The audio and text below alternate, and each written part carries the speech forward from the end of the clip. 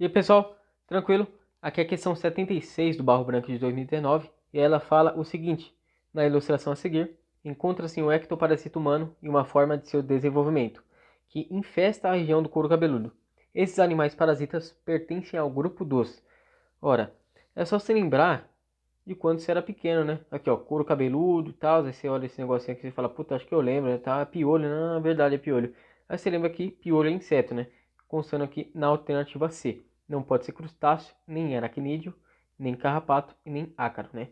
Agora, se você já estudou essa matéria e esqueceu, ou de repente nunca estudou, vem comigo que a gente vai dar uma aprofundada a respeito disso aqui, porque a questão ela dá para matar de diversas maneiras, né? Se você souber como que como que ocorre a metamorfose dos insetos, né? Quais são as características de cada grupo aqui, ó, dos aracnídeos, dos crustáceos, né?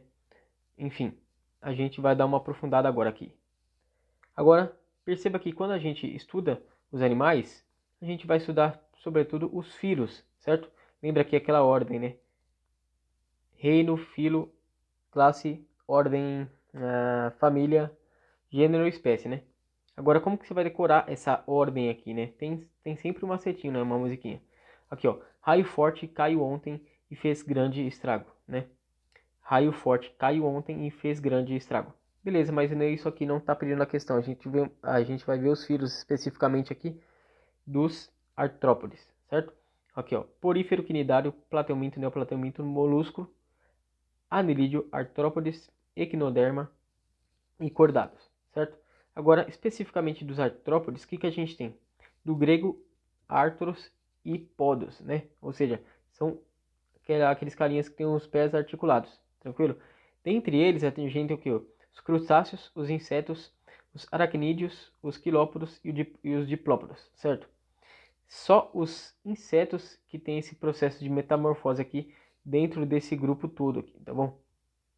Agora perceba que eu tenho três processos de metamorfose, sendo um quando não há metamorfose, o outro quando há uma metamorfose parcial e o outro quando ocorre metamorfose total, certo?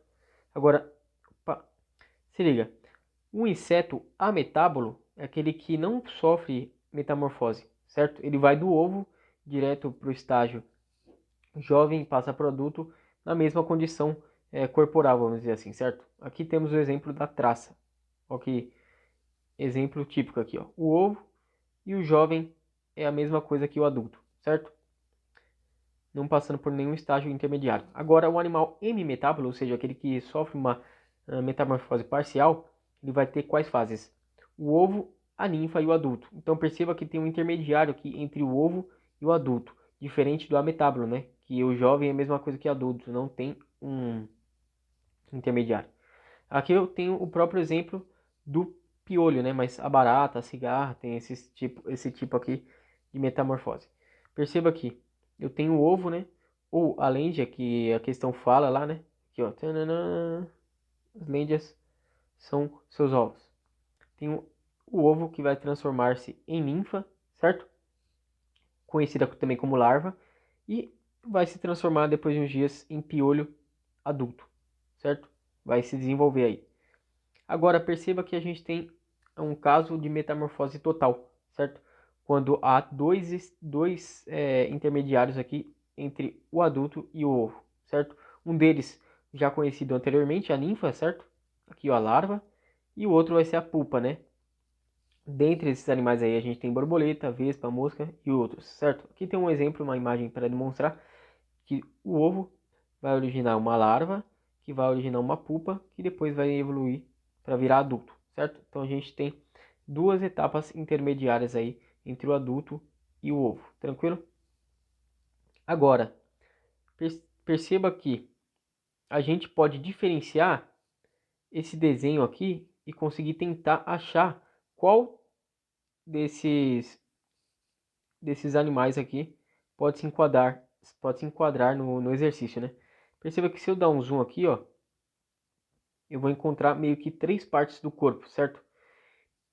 E o único inseto, né, e o único animal aí dos artrópodes que tem três partes no corpo são os insetos, né? Então aí você já poderia excluir todas e só sobraria a C. Beleza? Agora, como que a gente pode ver isso, né? Por meio dessa tabelinha aqui que eu construí para você. Se liga, que são os crustáceos, os insetos, aracnídeos, quilópodos e diplópodos, certo?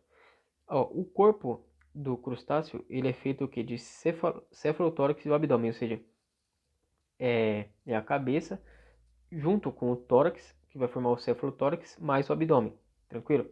Ele vai ter aqui, ó, mais dois pares de antenas, certo? Então aqui, ó, cefalotórax, abdômen e dois pares de antenas. 5 ou mais pernas, certo? Agora, o inseto, ele tem três partes, é o único que tem três partes. É por isso que você poderia diferenciar também se você tivesse estudado aqui a respeito dessa matéria. Agora, ele tem um par de antenas e três pares de patas, fora as asas, que alguns deles não têm, como por exemplo, o carrapato não tem asa, né? O carrapato, ó, o piolho.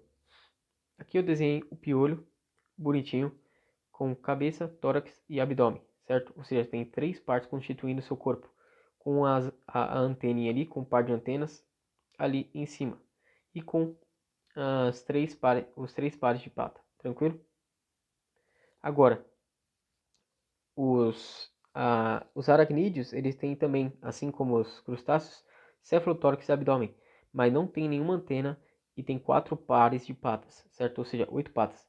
Aqui, ó, uma, duas, três, quatro, ou seja, oito patas, né? Porque tem quatro desse lado aqui também.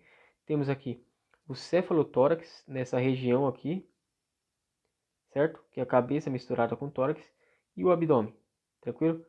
Lembrando também que a gente tem as quelíceras e os pedipalpos, tranquilo?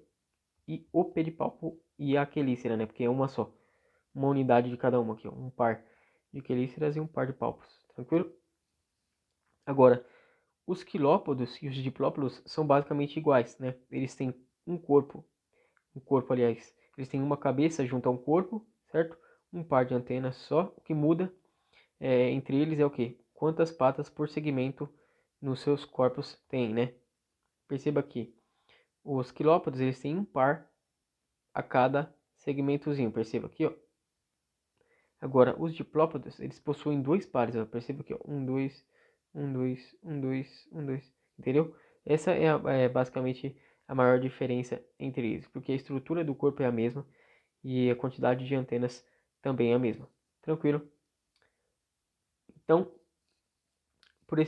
pela análise aqui do corpo e desses fatores aí relacionados à quantidade de patas, quantidade de antenas, etc., daria para chegar à resposta também se você não soubesse essa matéria. Tranquilo? E aqui vale lembrar também de como funciona o crescimento dos artrópodes, certo? Perceba que o crescimento dele não é que nem o crescimento dos mamíferos, ou seja, não é um crescimento meio que contínuo, né? Ele é um crescimento que é limitado pelo exoesqueleto quitinoso dele, certo? Então, vamos supor aqui que aqui seja a parte mole do animal e aqui um exoesqueleto de quitina. Esse exoesqueleto ele vai limitar o crescimento do animal até uma hora que vai ocorrer a chamada muda ou equidise, certo? Então, esse exoesqueleto ele vai se romper e a parte mole vai crescer. Aí forma-se outro exoesqueleto em cima da parte mole e aí com o tempo esse exoesqueleto vai se romper de novo e vai crescendo até ficar na fase adulta, certo? Então, o nome desse crescimento aqui dos artrópodes é o que? Crescimento por mudas ou equidízias, tranquilo?